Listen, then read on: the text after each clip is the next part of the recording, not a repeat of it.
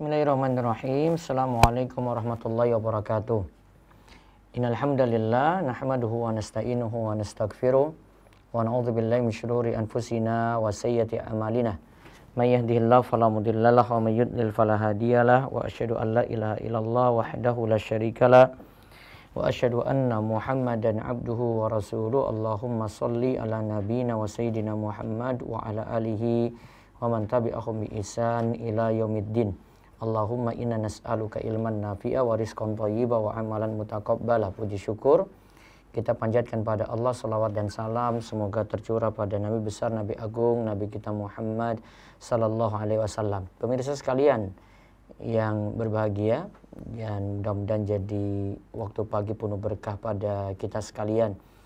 Pada kesempatan pagi ini kita akan mengkaji bahasan akidah.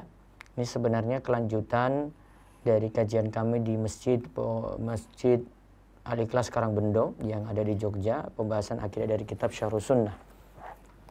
Saya belum punya buku terjemahannya, tapi sepertinya sudah ada buku terjemahannya, bisa lihat di pasaran. Syarhus Sunnah karya Imam Al-Muzani.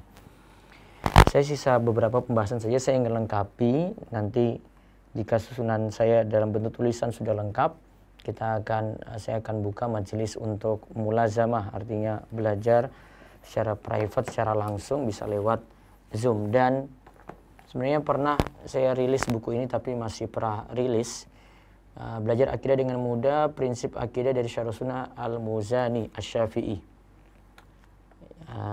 Ini sudah pernah saya bahas tapi belum rampung. Ini cuma menerjemahkan dari beberapa syarah atau penjelasan para ulama. Sekarang penting sekali kita mengenai sahabat Nabi Shallallahu Alaihi Wasallam, kemuliaan mereka, dan kita urutkan sahabat yang paling mulia siapa dan keutamaannya. Ya, nanti kita akan lihat di kesempatan kali ini. Silahkan langsung merujuk ke pembahasan kami di rumaiso.com. Dibacakan tentang keutamaan sifat sikap pada sahabat Nabi. Kita lihat dulu perkataan Imam Al-Muzani. Imam Al-Muzani rahimahullah berkata, wa yuqalu bi fadli khalifati Rasulillah sallallahu alaihi wasallam Abu Bakar As-Siddiq radhiyallahu anhu fa huwa afdalul khalqi wa akhyaruhum ba'dan nabi sallallahu alaihi wasallam. Dibaca artinya. Dan dikatakan tentang keutamaan khalifah atau pengganti Rasulullah sallallahu alaihi wasallam, Abu Bakar radhiyallahu anhu adalah manusia terbaik dan terpilih sepeninggal Nabi sallallahu alaihi wasallam. Nah, dikatakan tentang keutamaan khalifah pengganti Rasulullah sallallahu alaihi wasallam, yaitu Abu Bakar radhiyallahu anhu, ia adalah manusia terbaik sepeninggal Nabi sallallahu alaihi wasallam. Ingat, dia itu manusia terbaik sepeninggal Nabi sallallahu alaihi wasallam. Sekarang kita kenal apa itu sahabat Nabi. Dibaca. Imam Al-Bukhari rahimahullah dalam kitab sahihnya berkata, "Wa man sahiban Nabiyya sallallahu alaihi wasallam aw rahu minal muslimin aw ra'ahu minal muslimin fa huwa min ashabihi." Siapa saja yang bersahabat dengan Nabi sallallahu alaihi wasallam atau melihat beliau dari kaum muslimin, maka ia termasuk sahabat. Ya, yang pertama syaratnya bersahabat atau melihat, ya, bersahabat atau melihat. Yang kedua syaratnya adalah minal muslimin, dari kaum muslimin. Karena ada yang melihat Nabi SAW ketika Nabi itu dalam keadaan, ya, Nabi hidup, tapi yang melihat ini dalam keadaan kafir, atau yang bertemu dengan Nabi SAW dalam keadaan kafir, maka tidak disebut sahabat. Dari Al-Hafidz Ibnu Hajar. Al-Hafidz Ibnu Hajar rahimahullah berkata bahwa perkataan Imam Al-Bukhari adalah pendapat Imam Ahmad dan kebanyakan ulama hadis. Perkataan Imam Bukhari dari kaum muslimin berarti setiap bersama beliau atau melihatnya dari orang kafir tidak termasuk sahabat. Orang kafir yang melihat Nabi dan bersama dengan Nabi, walaupun itu keluarga dekat beliau, maka tidak digolongkan jadi sahabat Nabi Shallallahu Alaihi Wasallam. Terus, adapun yang masuk Islam setelah beliau meninggal dunia juga tidak termasuk sahabat sebagaimana pendapat Mu'tamad. Nah, juga yang masuk Islam setelah beliau meninggal dunia. Baru masuk Islamnya setelah Nabi SAW itu meninggal dunia, tidak termasuk sahabat. Karena tadi dikatakan bersahabat atau melihat Nabi SAW, ya, ketika beliau itu hidup berarti. Terus Al-Hafidz Al-Iraqi rahimahullah Dibaca. Al-Hafidz Al-Iraqi rahimahullah ketika mendefinisikan sahabat, beliau mengatakan, Al-Hafidz Al-Iraqi ketika mendefinisikan sahabat, beliau mengatakan, as-sahabi man laqiya an-nabiyya sallallahu alaihi wasallam musliman summa mata 'alal islam liyakhruja man irtadda wa makafiran. Sahabat Nabi Shallallahu Alaihi Wasallam adalah siapa saja yang berjumpa dengan Nabi Shallallahu Alaihi Wasallam dalam keadaan Islam dan mati dalam keadaan Islam. Dari definisi berarti tidak termasuk sahabat Nabi mereka yang murtad atau mati dalam keadaan kafir. Nah, di sini kalau definisi Al-Hafidz Al-Iraqi jelas, lihat, ini maksud sahabat Nabi itu adalah yang berjumpa dengan Nabi Shallallahu Alaihi Wasallam, satu. Terus yang kedua, dia berjumpa dalam keadaan Islam. Terus yang ketiga, yang berjumpa ini mati juga dalam keadaan Islam, berarti tidak murtad. Saya ulang, yang berjumpa dengan Nabi SAW dalam keadaan Islam, ya, dia berjumpa dengan Nabi terus dalam keadaan Islam, kemudian mati dalam keadaan Islam. Terus. Sedangkan yang melihat Nabi Shallallahu Alaihi Wasallam dalam keadaan kafir, kemudian masuk Islam setelah beliau Shallallahu Alaihi Wasallam wafat, maka tidak termasuk dalam istilah sahabat Nabi. Demikian menurut pendapat yang masyhur. Contoh dalam hal ini adalah utusan Qaisar. Qaisar. Inilah yang disebutkan dalam Syarh At-Tabsyirah wa At-Tadhkirah halaman 205. Yang melihat Nabi SAW dalam keadaan kafir. Nah, keluarga Nabi kan ada yang melihat Nabi SAW dalam keadaan kafir. Kemudian masuk Islam. Tapi masuk Islam setelah Nabi SAW itu wafat. Misalnya orang lain lihat Nabi ketika hidup, dia dalam keadaan kafir, baru masuk Islamnya sepeninggal Nabi SAW. Maka tidak termasuk dalam istilah sahabat Nabi. Ya. Contoh dalam hal ini adalah utusan Qaisar. Dia baru masuk Islam sepeninggal itu. Apa ada di antara kalangan jin yang termasuk sahabat Nabi? Sampai para ulama bahas kayak begini. Waqala Ibnu Hajar rahimahullah, inda kalamihi fi ta'rifis sahabi ammal jin farraji dukhuluhum li'anna nabiyya sallallahu alaihi wasallam ba'asa ilaihim qat'an wa hum mukallafun fihim al-usat wa ta'iuna faman arafa ismahu minhum la yanbaghi at-taraddud fi dzikrihi fi sahabah. Intaha min Fathil Bari. Ibnu Hajar rahimahullah mengatakan bahwa sesuai dengan definisi sahabat, jin juga termasuk dalam sahabat menurut pendapat yang terkuat. Karena Nabi Shallallahu Alaihi Wasallam juga diutus kepada mereka. Para jin juga termasuk mukallaf yang dibebani syariat. Di antara jin ada yang ahli maksiat, ada yang ahli taat. Siapa saja yang masuk dalam definisi sahabat, maka ia termasuk sahabat. Lihat ya, kalau jin gimana? Ada yang termasuk sahabat Nabi atau tidak? Menurut pendapat terkuat, kalau lihat dari definisinya tadi, ya, jin juga bisa termasuk sahabat Nabi. Karena Nabi SAW diutus pada manusia juga pada jin. Maka para jin juga termasuk mukallaf yang dibebani syariat. Namun ingat, jin itu ada yang ahli maksiat, ada yang ahli taat. Siapa saja yang masuk dalam definisi sahabat dari kalangan jin, maka ia termasuk sahabat. Jadi ada sahabat Nabi dari kalangan jin pula. Nah, ini sebagaimana disebutkan oleh Imam Ibnu Hajar dalam Fathul Bari. Nah, sekarang berapa jumlah sahabat Nabi? Sahabat Nabi itu jumlahnya berapa sih? Ya. Tidak bisa dipastikan jumlah sahabat Nabi Shallallahu Alaihi Wasallam karena mereka berada di berbagai daerah dan juga tidak ada satu kitab pun yang menyebutkan satu persatu nama sahabat yang telah masuk Islam dan lahir dalam keadaan Islam. Sebagaimana kata Ka'ab bin Malik radhiyallahu anhu ketika ia ketinggalan dari perang Tabuk. Nah, lihat di sini. Ka'ab bin Malik itu katakan ketika ia ketinggalan dalam perang Tabuk, wal muslimuna, Ka'ab bin Malik kan waktu itu diboikot ya, dia didiamkan karena dia tidak berangkat. Dia katakan kayak gini, wal muslimuna ma'a Rasulillah sallallahu alaihi wasallam kasirun wala yajma'uhum kitabun hafizun. Kaum muslimin yang hidup bersama Rasulullah sallallahu alaihi wasallam itu amat banyak. Tidak ada satupun kitab yang bisa mengumpulkan nama-nama mereka. Nah, kalau dikatakan sangat banyak, tidak ada satupun kitab yang bisa mengumpulkan nama-nama mereka, berarti jumlahnya banyak. Terus Al-Hafiz. Al-Hafiz Abu Zur'ah Ar-Razi, Ar-Razi, guru dari Imam Muslim, menyebutkan jumlah sahabat Nabi adalah 114.000. Hal ini diriwayatkan oleh Al-Khatib Al-Baghdadi dalam Al-Jami'. Nah, lihat, diriwayatkan oleh Al-Khatib Al-Baghdadi dalam Al-Jami' bahwasanya jumlah sahabat Nabi itu 114.000. Ya, banyak. Kalau kita pernah mendengar hadis 70.000 golongan yang masuk surga tanpa hisab, tanpa siksa, 70.000 orang.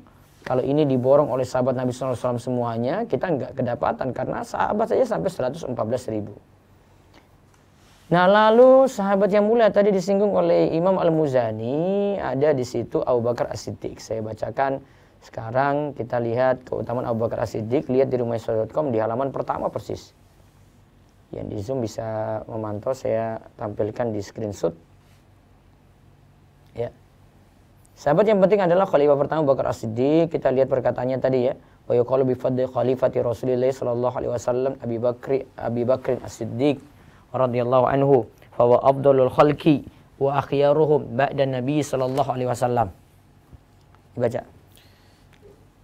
Dan dikatakan tentang keutamaan khalifah pengganti Rasulullah sallallahu alaihi wasallam, Abu Bakar radhiyallahu anhu adalah manusia terbaik dan terpilih sepeninggal Nabi sallallahu alaihi wasallam.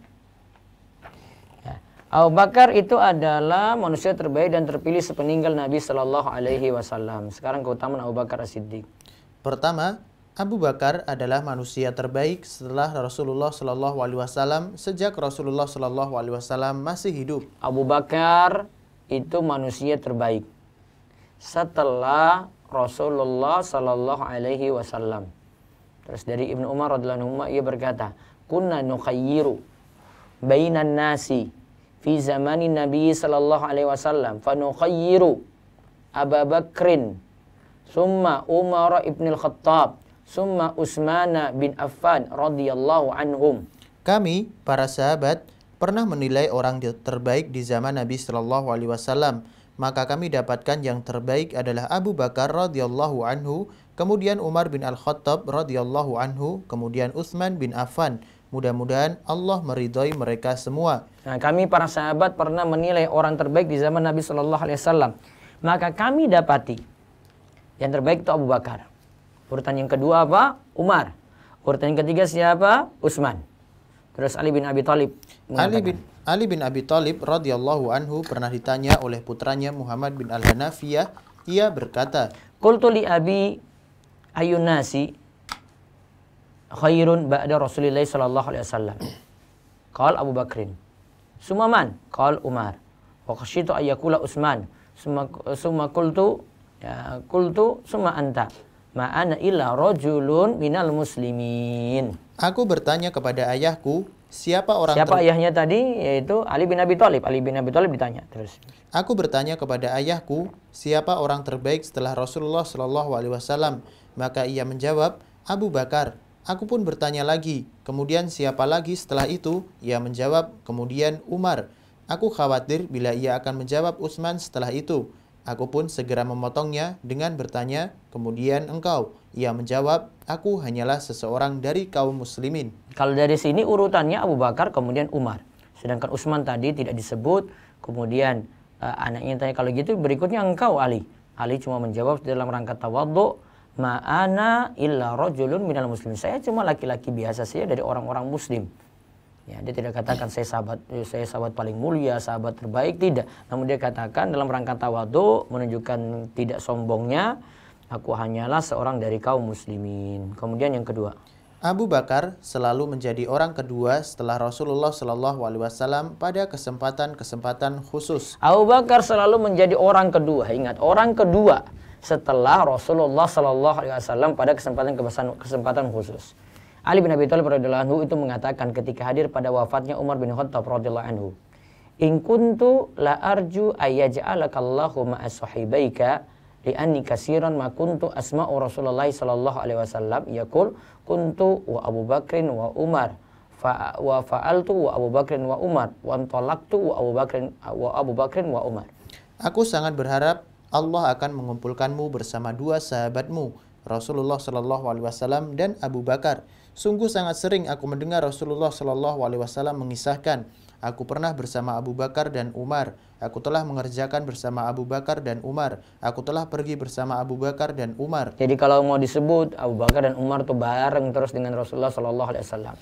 Terus sangat terpenting. Saat terpenting adalah kebersamaan Abu Bakar ketika Rasulullah Shallallahu Alaihi Wasallam berhijrah ke Madinah. Hingga kesempatan ini terukir indah dalam Al-Quran dengan menyematkan kepadanya gelar sahabat. Allah Ta'ala berfirman, illa tansuruhu faqad nasarahullahu idh akhrajahu alladhina kafaru saniyasnaini idh huma fil ghar idh yaqulu li sahibihi la tahzan innallaha ma'ana. Jikalau kamu tidak menolongnya, Muhammad, maka sesungguhnya Allah telah menolongnya, yaitu ketika orang-orang kafir, musyrikin Mekah, mengeluarkannya dari Mekah, sedang dia salah seorang dari dua orang ketika keduanya berada dalam gua. Di waktu dia berkata kepada temannya, janganlah kamu berduka cita, sesungguhnya Allah bersama kita. Ya, sesungguhnya Allah bersama kita. Surat At-Taubah ayat 40. Terus kejadian ini juga diceritakan sendiri. Kejadian ini juga diceritakan sendiri oleh Abu Bakar radhiyallahu anhu dalam hadis yang sahih. Nazartu ila aqdamil musyrikin ala ru'usina wa nahnu fil ghar. Faqultu ya Rasulullah, law anna ahadahum nadhara ila qadamayhi absarana tahta qadamayhi. Faqal ya Abu Bakrin, ma dhannuka bisnaini Allahu salisuhuma. Aku melihat laki-laki kaum musyrikin berada di atas kepala kami ketika kami di dalam gua. Maka aku katakan, wahai Rasulullah, seandainya seorang dari mereka melihat ke arah kakinya, niscaya dia akan melihat kita di bawah kedua kakinya. Maka Rasulullah Shallallahu Alaihi Wasallam, wahai Abu Bakar, apalah yang aku perkirakan terhadap dua orang yang Allah menjadi pihak ketiganya? Bagaimana pendapatmu tentang dua orang yang ditolong oleh Allah Azza wa Jalla sebagai pihak ketiga? Nah, tadi disebut ini kebersamaan Abu Bakar dengan Nabi SAW ini ketika hijrah. Sampai tadi di ayat ya, atau ayat 40, is yaqul li sahibihi. Allah sebut di sini, ia katakan pada sahabatnya. Siapa sahabatnya? Abu Bakar. Terus keutamaan ketiga lagi dari Abu Bakar. Abu Bakar adalah orang yang paling cintai oleh Rasulullah Shallallahu Alaihi Wasallam. Suatu ketika Rasulullah Shallallahu Alaihi Wasallam menugaskan sahabat Amru bin Al-As radhiyallahu anhu untuk memimpin pasukan Dzatus Salasil. Maka ia pun menghampiri Rasulullah Shallallahu Alaihi Wasallam dan bertanya. Ia menghampiri Rasulullah SAW terus tanya gini, ayun nasi ahabu ilai. Qal Aisyatu, faqultu minar rijal, faqal abuha. Qultu summa man? Qala summa Umar ibn al-Khattab fa'adda rijalan. Siapakah orang yang paling engkau cintai? Beliau Shallallahu Alaihi Wasallam menjawab, Aisyah. Aku bertanya, maksudku dari kaum laki-laki. Beliau pun menjawab, ayahnya, yaitu Abu Bakar. Aku bertanya lagi, kemudian siapa lagi? Beliau menjawab, Umar bin Khattab. Kemudian beliau Shallallahu Alaihi Wasallam menyebutkan beberapa orang yang dicintainya. Nah, di sini hadis riwayat Bukhari dan Muslim tadi disebut yang wanita yang paling dicintai Aisyah. Kemudian dari kalangan laki-laki bapaknya Aisyah yaitu Abu Bakar. Terus baru kemudian disebutkan Umar. Terus lebih dari itu, Rasulullah Shallallahu Alaihi Wasallam sampai berangan-angan seandainya beliau Shallallahu Alaihi Wasallam diizinkan oleh Allah untuk menjadikan seseorang sebagai khalil kekasihnya, niscaya Abu Bakarlah yang pantas menyandang gelar tersebut. Dalam hadis disebutkan, "Lau kuntu muttakhizan khalilan nattakhadtu Abu Bakrin khalila, walakinnahu akhi wa sahabi, walakinnahu akhi wa sahibi." Wa qad takhadzallahu li ashabikum khalila. Sekiranya aku diizinkan oleh Allah untuk menjadikan seseorang sebagai khalil, kekasih, niscaya aku jadikan Abu Bakar sebagai khalilku atau kekasihku. Akan tetapi ia adalah saudara dan sahabatku, sedangkan Allah telah menjadikan sahabat kalian ini diriku sebagai khalilnya. Nah, di sini berarti disebut khalil, kekasih yang dicintai oleh Rasulullah sallallahu alaihi wasallam. Terus yang keempat, Abu Bakar adalah orang yang paling bersemangat dalam beramal. Nah, Abu Bakar itu orang yang paling semangat dalam beramal. Coba jamaah pemirsa sekalian kita lihat bagaimana semangatnya Abu Bakar dalam beramal. Semua amal bisa dia borong. Jadi Abu Hurairah radhiyallahu anhu qala Rasulullah sallallahu alaihi wasallam man asba minkum al-yaum shaiman. Qala Abu Bakrin ana. Qala faman tabi'a minkum al-yaum janazatan. Qala Abu Bakrin ana. Qal faman at'ama minkumul yawma miskinan. Qala Abu Bakrin ana. Qal faman ada minkumul yawma maridan. Qala Abu Bakrin ana. Faqala Rasulullah sallallahu alaihi wasallam majtama'na fi imri'in illa dakhalal jannah. Rasulullah sallallahu alaihi wasallam bertanya kepada para sahabat, siapakah di antara kalian yang pada hari ini berpuasa? Abu Bakar berkata, saya. Beliau bertanya lagi, siapakah di antara kalian yang hari ini sudah mengiringi jenazah? Maka Abu Bakar berkata, saya. Beliau kembali bertanya, siapakah di antara kalian yang hari ini memberi makan orang miskin? Abu Bakar mengatakan, saya. Lalu beliau bertanya lagi, siapakah di antara kalian yang hari ini sudah mengunjungi orang sakit? Abu Bakar kembali mengatakan, saya. Maka Rasulullah Shallallahu Alaihi Wasallam pun bersabda, tidaklah ciri-ciri itu terkumpul pada diri seseorang, melainkan dia pasti akan masuk surga. Nah tadi amalannya apa? Berpuasa satu, kemudian yang kedua mengiringi jenazah, yang ketiga memberi makan pada orang miskin, yang keempat mengunjungi orang sakit. Terus dikatakan dari 4 amalan ini kalau terkumpul, maka ia dijamin masuk surga. Artinya di sini sifat Abu Bakar dia mengumpulkan amal-amal tadi. Dan amal di situ ada amal untuk pribadi beliau, ada amal yang manfaat untuk orang lain seperti mengiringi jenazah, memberi makan orang miskin, ada juga mengunjungi orang sakit. Jadi dia melakukan amalan yang qasir, amalan untuk dirinya sendiri, dan amalan muta'addi, amalan yang bermanfaat untuk yang lain. Abu Bakar Al-Muzani berkomentar tentang Abu Bakar As-Siddiq. Dia katakan kayak gini, mafaqa Abu Bakrin radhiyallahu anhu ashab Rasulullah sallallahu alaihi wasallam bisaumin wala salatin, walakin bi syai'in kana fi qalbihi. Qal alladzi kana fi qalbi al-hubbu lillahi azza wa jalla wa nasihatu fi khalqihi.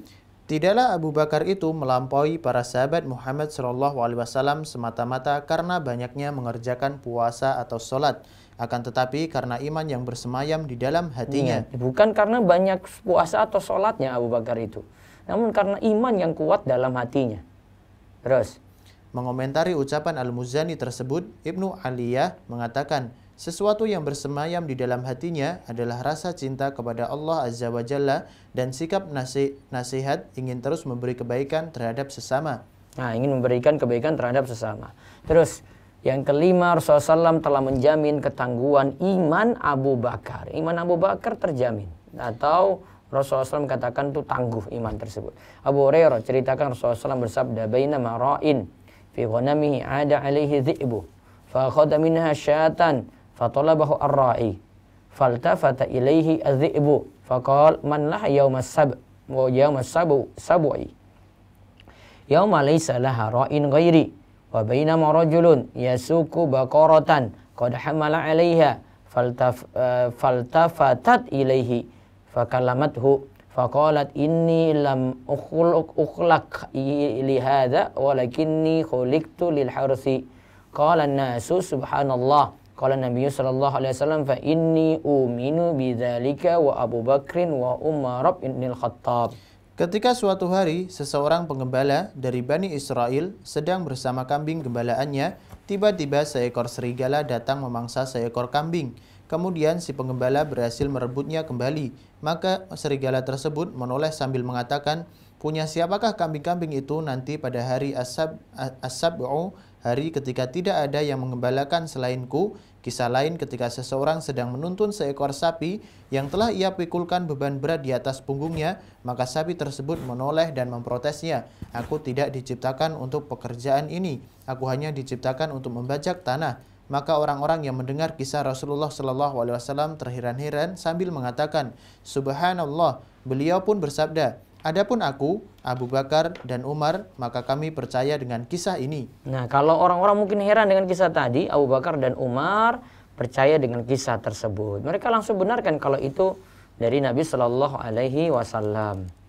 Nah, terus juga dibuktikan bagaimana Abu Bakar mempercayai berita Isra dan Mi'raj. Coba dari Aisyah. Dari Aisyah radhiyallahu anha, ia berkata, ketika Nabi Shallallahu Alaihi Wasallam diperjalankan ke Masjidil Aqsa, maka orang-orang pun mulai memperbincangkannya. Sebagian orang yang sebelumnya beriman dan membenarkannya menjadi murtad.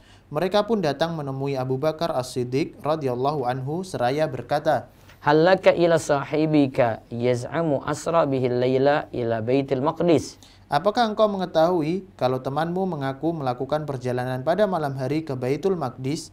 Nah, ini lagi tanya pada Abu Bakar nih. Abu Bakar bertanya, Aqala dzalik. Abu Bakar radhiyallahu anhu bertanya, terus apakah? Apakah ia mengatakan seperti itu? Iya, jawabnya. Nah, Abu Bakar berkata lagi, la in kana qala dzalik laqad shadaqa. Andai ia memang mengatakan seperti itu, sungguh ia benar. Mereka berkata lagi, autusaddiquhu annahu zahaba laila ila Baitul Maqdis wa jaa qabla ayyusbiha. Apakah engkau mempercayainya bahwa ia pergi semalaman ke Baitul Maqdis dan sudah kembali pada pagi harinya? Nah, terus Abu Bakar jawab lagi, "Naam, inilah usaddiquhu fima huwa ab'adu min zalika usaddiquhu bi khabari sama'i fi ghadwatin aw rawhatin." Ya, bahkan aku membenarkannya yang lebih jauh dari itu. Aku percaya tentang wahyu langit yang turun pagi dan petang. Saking percayanya Abu Bakar pada Nabi SAW, Aisyah mengatakan, "Falizalika summiya Abu Bakar As-Siddiq." Itulah mengapa beliau dinamakan Abu Bakar As-Siddiq, orang yang membenarkannya. Ya, orang yang membenarkan. Jadi ketika dengar berita dari Nabi SAW mau pergi ke Baitul Maqdis dalam waktu semalam, balik lagi ketika itu Rasulullah SAW melakukan. Iya. Maka beliau membenarkan berita tadi. Makanya Abu Bakar disebut Abu Bakar As-Siddiq. Nah, sekarang yang keenam.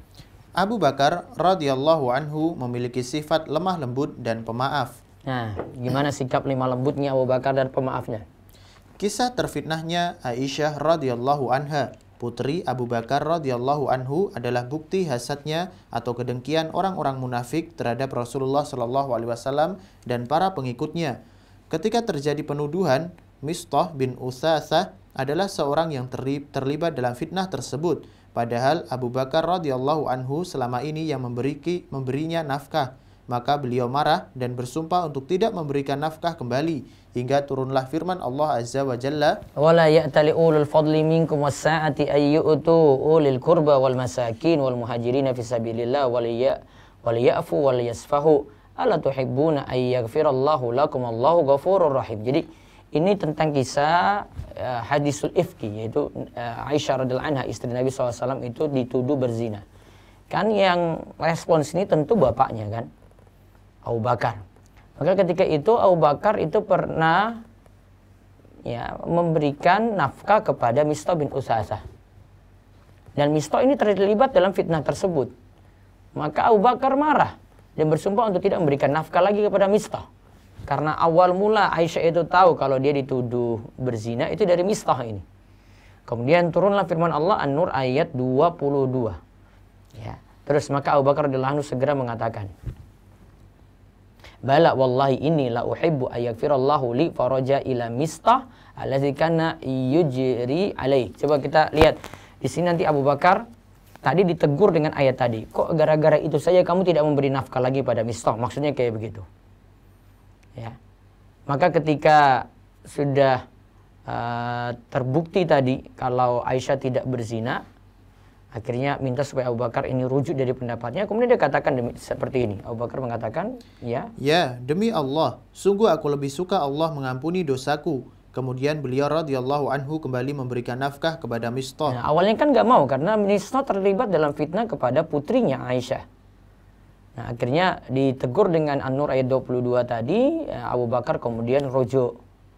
Ya, ini sifat lemah lembutnya dan bagaimana dia memaafkan. Mungkin kalau kita jadi orang yang berada dalam posisi Abu Bakar As-Siddiq, kita tidak mungkin memaafkan seperti itu. Sudahlah, dia itu fitnah keterlaluan sekali, masa nuduh anak saya itu berzina. Ya, seorang ayah tentu tidak memaafkan. Sulit untuk memaafkan. Tapi Abu Bakar punya jiwa besar untuk memaafkan orang yang berbuat salah kepada putrinya. Terus ketika perang Badar telah usai, ini bukti lagi lemah lembut dan pemaafnya Abu Bakar.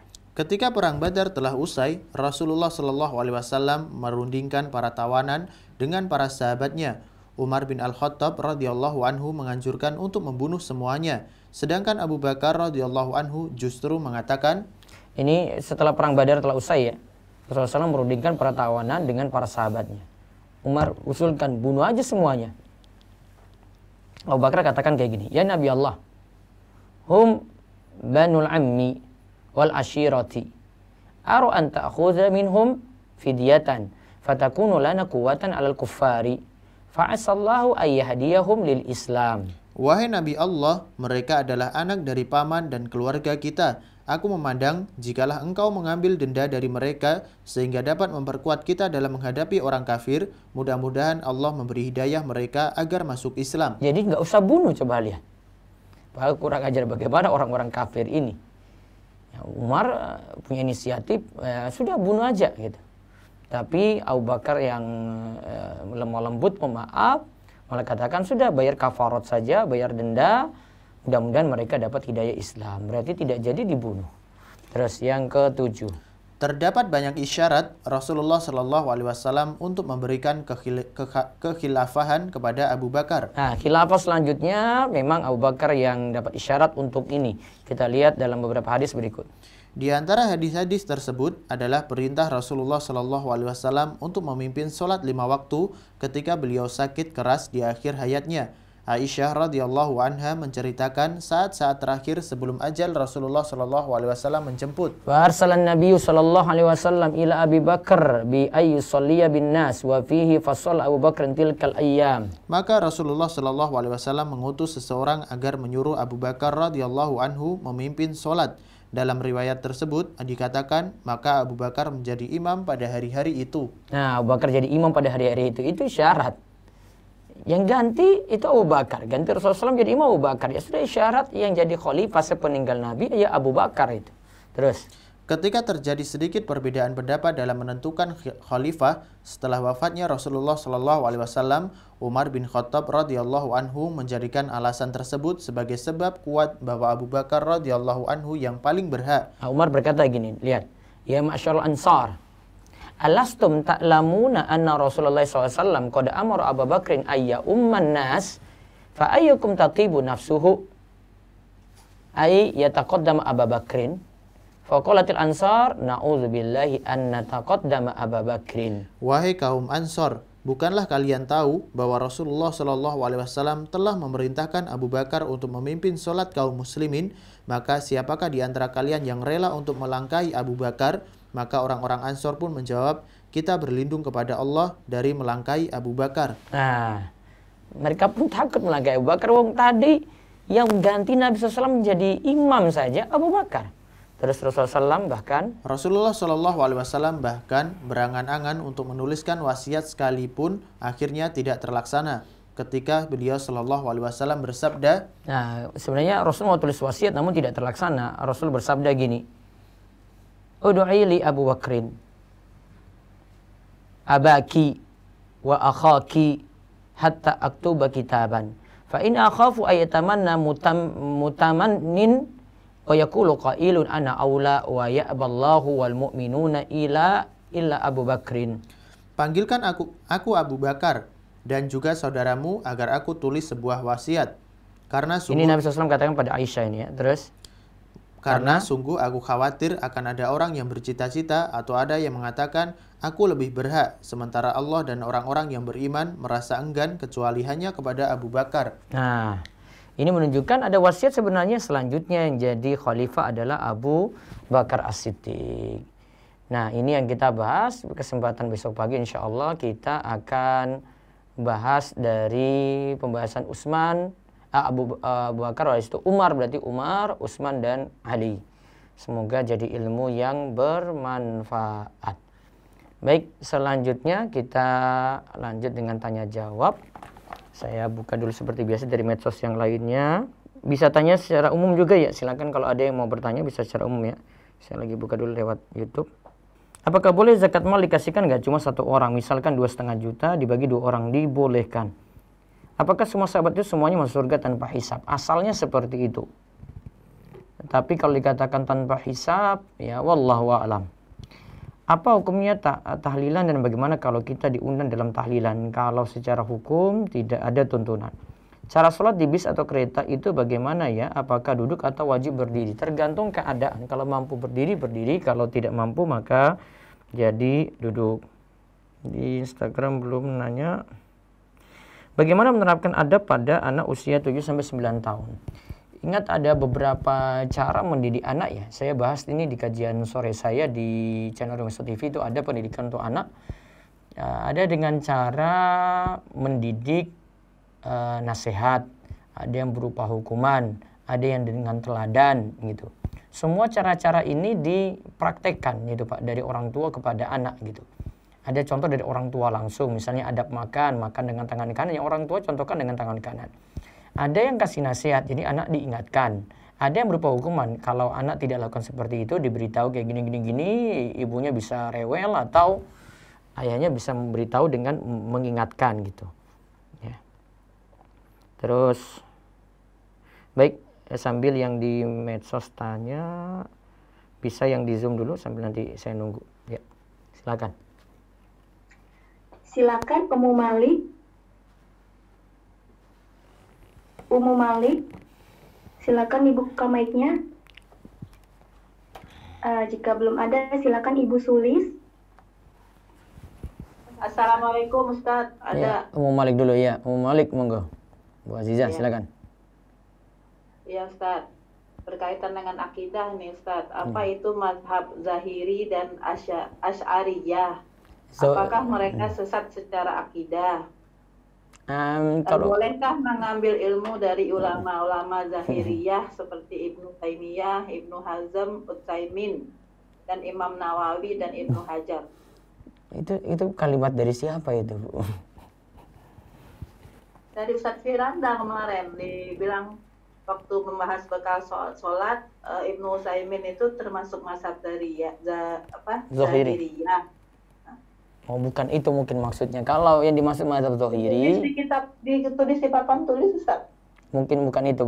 Mungkin ada itu lagi menyampaikan pendapat barangkali. Ini pendapat dari mazhab Zahiri, Ibnu Utsaimin. Nah, itu Karena bertanya soalnya kan kalau tentang durasi safar, ada beberapa pendapat. Kalau dari mazhab Zahiriyah dari Utsaimin itu tidak tergantung hari, karena ada yang 5 hari, 4 hari gitu.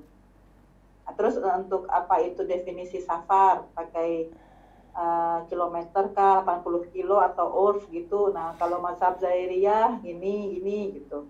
Karena bertanya kemarin juga Ustaz. Iya, itu bukan, itu beliau lagi nyampaikan pendapat. Jadi misalnya pendapat A ini dimiliki oleh ulama mazhab Zahiri, Syekh Utsaimin, ini bukan. Iya, soalnya kalau bilang kayak gitu bukan, Bu. Ini yang pemahaman yang saya tangkap ya. Kalau mazhab Zahiri itu gini, sebentar. Mazhab Zahiri itu yang diantara prinsipnya itu menolak kias. Kias itu tidak ada. Kan kita sumber hukum 4 ya. Quran, hadis, ijma', kias. Kias nggak dipakai gitu. Ya, kias nggak dipakai. Maka salah satu prinsipnya kayak gitu. Namun ini dari prinsip fikih ya. Tapi kalau prinsip akidahnya, walau para ulama kritik akidahnya Ibnu Hazm, Daud Az-Zahiri dan yang sepaham dengan itu, kalau tidak salah masuk dalam pemahaman Asy'ari gitu. Jadi kalau dalam fikih mereka tidak pakai kias. Kalau baca di penjelasannya, Zahiriyah itu juga menolak ijma' ulama. Ya, hanya mempercayai ijma' sahabat. Iya, bisa. Nah, kalau ijma' ulama kan tadi seperti Ustaz bilang ada 4 tempat mengambil ilmu kita, Quran, hadis, ijma' ulama dan kias. Berarti kan udah 2 yang ditolak. Iya, tapi kurang tepat di situ karena ijma' bukan hanya di zaman sahabat, jadi boleh setelah zaman sahabat. Berarti kan akidahnya sesat ya Ustaz? Dari situlah punya kekurangan kalau mazhab Zahiri. Tapi ketika mengambil pendapat kalau itu terkait fikih, kalau alasannya tepat boleh diambil. Namun sebagian ulama kalau pakai prinsip mazhab, kalau Zahiri nggak dianggap. Jadi mereka kalau misalnya berpendapat ini pendapat 4 mazhab, ya Zahiri nggak masuk di situ. Nggak, dalam aplikasi ilmu kan banyak ulama kita, guru-guru kita yang bilang janganlah duduk di majelis yang akidahnya sesat. Nah, iya, asalnya belajar kayak gitu, nggak boleh. Nah kan mereka akidahnya udah sesat, tapi kita banyak pakai kitabnya. Kan ada ulama yang bisa menyeleksi, kan sudah meninggal dia dan dia bisa pendapatnya bisa diseleksi. Gitu. Oh, jadi kalau yang udah meninggal nggak apa-apa kita tetap baca Bukan nggak kitab. apa-apa, tapi kan yang diambil yang tidak masalah.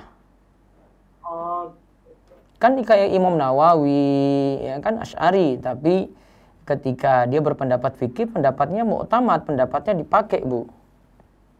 Walaupun akidahnya ya dikritisi gitu. Tapi bukan mencacati pendapat dia dalam fikih, fikih dia ya pakar di situ. Gitu. Jadi tempatkan pada tempatnya gitu. Kapan kita boleh ini, boleh itu. Tapi tentu orang yang ngambil pendapat ya bukan orang awam, orang berilmu, dia sudah paham ini yang bisa diambil, ini tidak gitu. Gitu ya. Ada levelnya. Kitab-kitab yang berakidah nggak sesat itu ulamanya apa kurang, Ustaz? Kenapa nggak yang Ya berakidah? kan misalnya Bu Aziza tinggal di lingkungan yang seperti itu, bisa saja terpengaruh. Jadi terpengaruh lingkungan, terpengaruh guru-guru, terpengaruh pendapat yang ada sekitar, ya bisa saja terpengaruh. Gitu. Saya misalnya tidak dengan guru-guru yang salaf, ya mungkin saya bisa pengaruh juga dengan akidah yang lain gitu. Kan Allah beri hidayah masing-masing gitu. Tapi itu tidak mencacati ilmunya. Kebaikan beliau terlalu banyak seperti Imam Nawawi itu. Yang kekurangan di sini tertutup dengan kebaikan yang luar biasa. Sehingga ulama-ulama tidak permasalahkan dia kekurangan dalam sisi akidah tadi. Dan mereka tidak kafirkan Imam Nawawi juga, Ibnu Hajar juga enggak. Oh enggak Tidak. masalah. Tapi ahlul bid'ah enggak itu? Tidak. Maksudnya, Tidak. akidah gitu kan, Ustaz. Kan usul din itu kan, Ustaz. Penyikapannya Akidah. tidak seperti itu. Oh. Yang menyimpangkannya dalam sifat-sifat Allah ya, Ustaz ya. Iya. Penting sekali ya padahal itu, Ustaz. Ya penting, tapi tidak membuat dia sampai jadi orang mentabdikkan, enggak. Membid'ahkan tidak gitu. Tapi punya kekurangan di situ. Namanya saya manusia, punya sisi kekurangan gitu. Gak ada yang sempurna. Tapi akidahnya. Iya, akidahnya bukan sampai membuat dia keluar dari koridor yang tidak boleh diambil ilmunya juga gitu dalam hal lain. Beda pembahasannya. Ya belum sampai kali Ustaz pikiran anak ke situ. Iya. Jazakallahu khairan ya Ustaz. Barakallahu fiik. Iya. Silakan yang berikutnya, Resen. Silakan Ummu Muhammad. Assalamualaikum warahmatullahi wabarakatuh. Iya, waalaikumsalam warahmatullahi wabarakatuh. Silakan.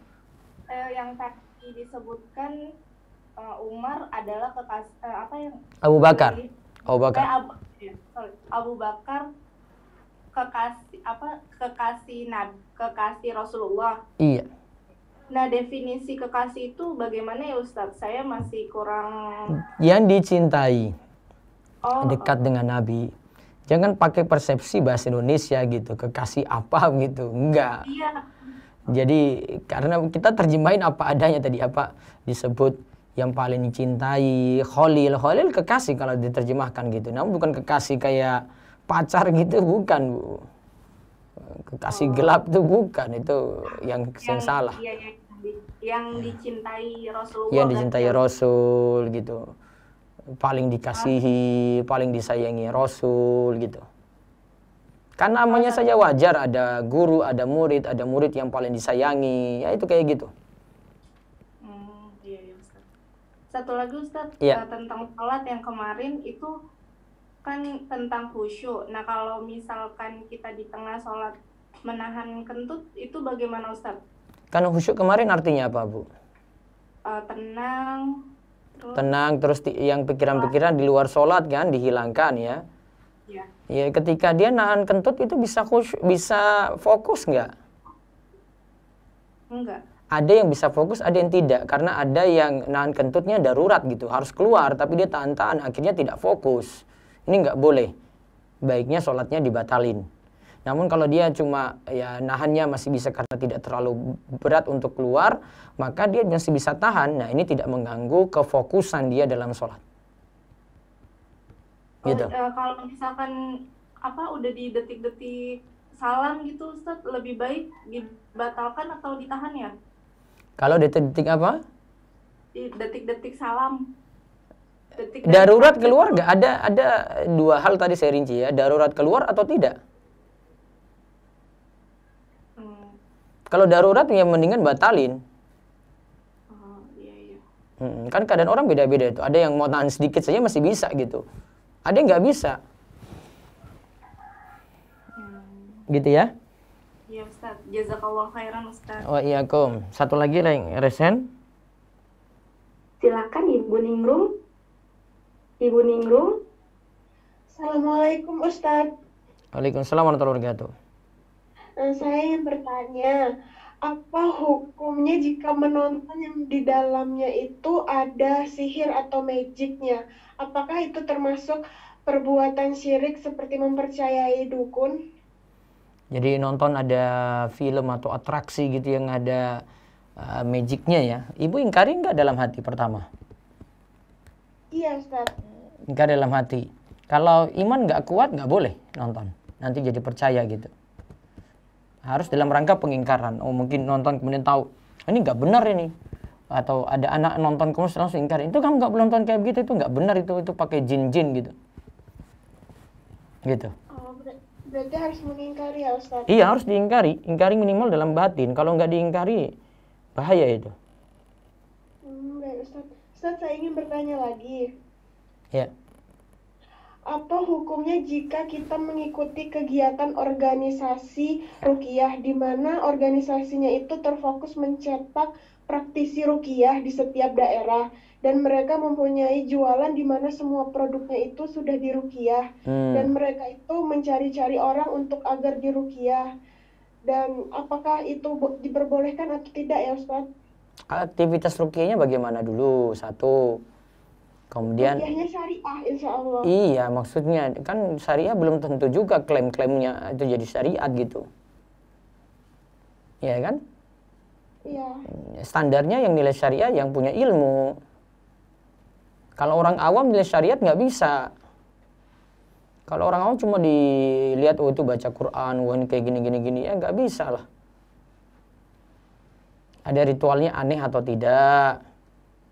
Nah, baru telusuri yang selanjutnya gitu. Gitu ya? Iya Ustaz, ini suami saya ingin bertanya lagi Ustaz. Iya. Assalamualaikum Tar. Waalaikumsalam warahmatullahi wabarakatuh. Ya, ini kembali lagi yang ke ruqyah itu Tar. Itu gimana Tar hukumnya kalau sampai buka praktik ruqyah, terus mereka buka kajian itu sampai ruqyahnya tuh ada sesi 1, sesi 2, sesi 3, tapi diselipin ada kajian-kajian tentang hadis atau tentang apalah gitu Tat. Ya, makanya saya bilang tadi ruqyahnya bagaimana dulu? Ke ruqyah fokusnya Tat. Enggak, yang ini dilihat dulu ruqyahnya seperti apa. Walaupun ruqyahnya itu berjamaah gitu Tat. Iya, saya perlu tahu praktek ruqyahnya kayak gimana gitu. Yang rehab hati sih Tat. Ya, saya harus lihat dulu ya.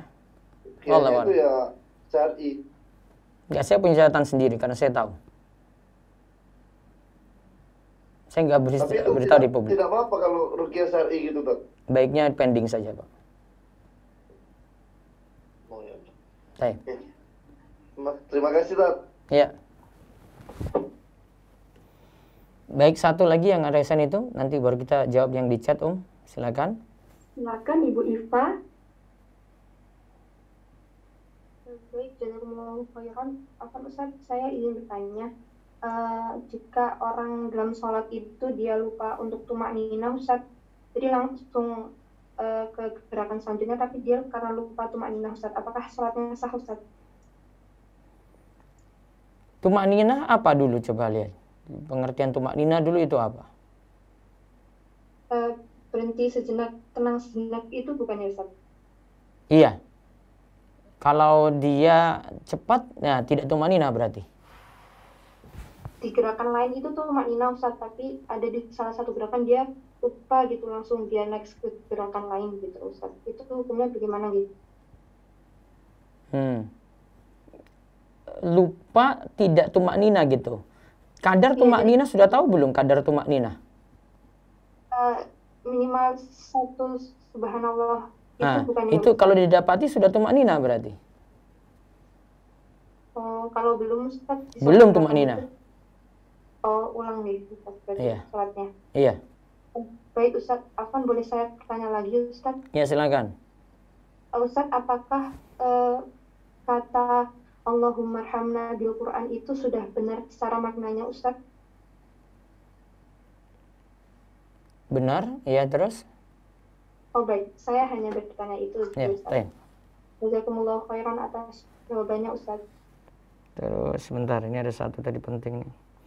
Bagaimana cara wudhu di WC yang juga digunakan untuk buang air? Yang penting lantai bersih ya. Lantai bersih, kemudian sudah yakin bersih, boleh berwudhu di situ. Tidak masalah berwudhu dalam toilet. Cara belajar bahasa Arab dengan cepat dan belajar harus dari mana? Nah, malam ini saya ada kajian, ada tips. Nanti ini walaupun saya bahas tentang kuliah umum ya, tapi nanti saya bahas tentang bagaimana bisa belajar bahasa Arab. Ya, ini sebenarnya saya singgung dari buku saya Mahasantri. Kalau ingin ikut nanti malam yang tanya ini, bisa nanti malam jam 8 ada kajian set night. Nah, ikuti itu dan gali faedah yang ada. Nanti bentuknya talkshow dan Anda bisa bertanya nanti bentuknya santai insya Allah dalam waktu 1 jam biiznillah. Jam 8 malam nanti ya. Apakah kalau kita mau bayar zakat harta kalau dengan uang belum sampai nisabnya, ya toh, apa kita harus membayar dengan perak Ustaz? Saya kalau pakai standar zakat harta pakai standar perak ya. Saya pakai standar itu, bisa lihat tulisan saya di rumahisa.com. Baik, ada di chat di Zoom silakan. Sambil saya cek yang di medsos lain. Monggo. Baik Ustaz. Bismillah. Ustaz, apa maksud dari hadis Rasulullah yaitu bantulah kesuksesan hajat-hajat kalian dengan merahasiakannya? Karena setiap orang yang memiliki nikmat itu akan menjadi sasaran hasad orang lain. Apakah setiap rencana kita tidak boleh diceritakan orang lain, Ustaz?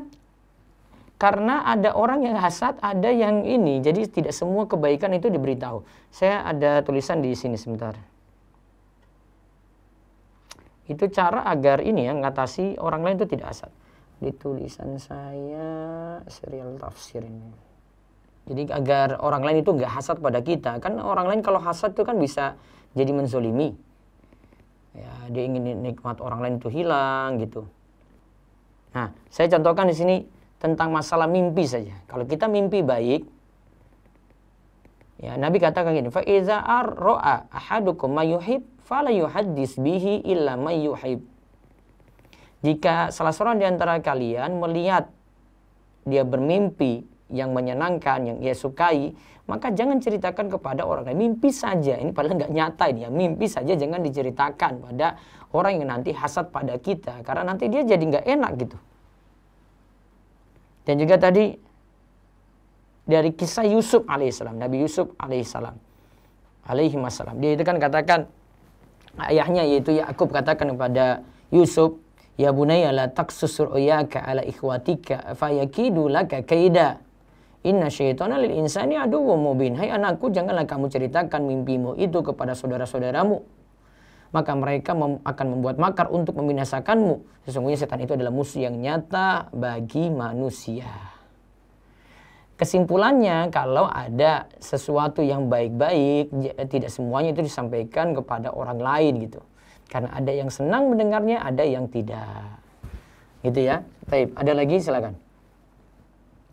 Bismillah, Ustadz, berdoa yang bebas ketika sholat wajib yang sesuai tuntunan Nabi, apakah ketika sujud terakhir setelah tasyahud akhir sebelum salam atau setelah zikir sholat? Coba diulang.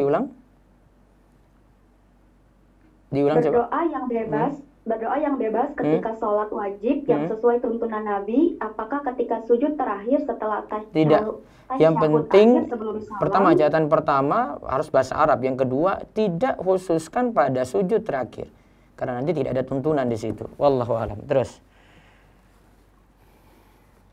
Bagaimana tips berdakwah yang baik, tidak keras dan tidak menjudge? Apakah dakwah secara umum dengan posting pada media sosial perlu memperhatikan batasan tertentu? Iya, sama. Coba lihat kajian saya di channel Rumahisa TV itu ada tentang cara dakwah ya. Bahkan yang dakwah di medsos itu. Ada di bagian video di playlist edukasi itu. Ada beberapa hal tentang itu saya jelaskan. Cara dakwah di medsos juga ada aturan-aturannya. Lihat keadaan gitu. Misalnya gini, ada kita dapat suatu masalah lagi hangat saat ini gitu. Enggak mesti kita bahas karena lihat kondisi gitu. Ini kok ada orang meninggal. Terus kita kok nggak ucapkan bela sungkawa, nggak prihatin. Kok kalau kita malah jelek-jelekan dia gitu. Tunggu timingnya nanti. Kesalahan dia jangan dulu diungkap karena kita lagi berduka gitu. Orang ini meninggal. Ya. Baiknya doa dulu gitu. Masalah kesalahan nanti ketika waktu yang pas gitu, tidak ini. Jadi lihat kondisi tetap. Ya, terus. Bagaimana status gaji saya terlanjur mengiyakan pekerjaan yang ternyata pakai software bajakan, tetapi di jalan lain atasan saya sudah diperingatkan, tapi belum bisa menerapkan software original. Pokoknya diingatkan pakai yang asli, original, tidak bajakan, titik gitu. Ini selalu saya ingatkan ya, karena ini nanti zolimi orang lain gitu. Ya, jangan sampai hak orang lain itu dizolimi seperti itu. Ya, terus. Ustadz, dulu saya hobi selfie dan foto-foto. Setelah hijrah tidak pernah lagi. Namun foto-foto lama saya masih saya simpan di HP dan laptop. Bagaimana hukum menyimpan foto, Ustadz? Ya, simpan saja. Ya, nggak usah untuk ditampilin lagi. Mudah-mudahan foto itu aman. Yang masalah kalau disimpan nanti ada keinginan lagi untuk keluarkan. Wallahualam, hati-hati gitu. Terus.